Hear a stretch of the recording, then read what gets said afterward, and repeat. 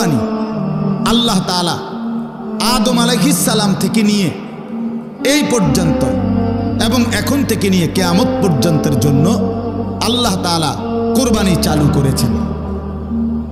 হযরত আদম আলাইহিস সালামের দুই ছেলে হাবিল এবং কাবিল, এই দুই ছেলে বিবাহ নিয়ে ঝগড়া লাগছিল নিজেদের মধ্যে। এই ঝগড়ার সমাধানের জন্য আল্লাহ তাআলা তাদেরকে প্রথম কোরবানি করতে বলছিলেন। সেই থেকে কোরবানি শুরু, আজও চলছে, কিয়ামত পর্যন্ত চলবে। সুবহান।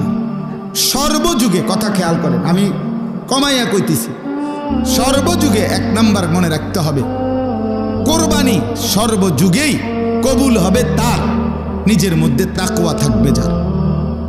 ইন্নামা ইয়াতাকাব্বালুল্লাহু মিনাল মুত্তাকিন। কোরআনে আছে হাবিল কাবিল দুই ভাই কোরবানি দেওয়ার পরে কাবিলের কোরবানি কবুল হয় নাই, কিন্তু হাবিলের কোরবানি কি হয়েছে? কবুল হয়েছে। তখন কাবিল বলছে লা আকতুলান্নাকা, আমি তোর মাইরা ফেলবো, আমি তোকে মেরেই ফেলবো। এই তখন হাবিল বলছে ভাই আমারে মাইরা লাভ নাই, বরং ইন্নামা ইয়াতাকাব্বালুল্লাহু মিনাল মুত্তাকিন। মনে রাখবা সর্বযুগে কোরবানি কবুল হবে তার, তাকওয়া থাকবে যার।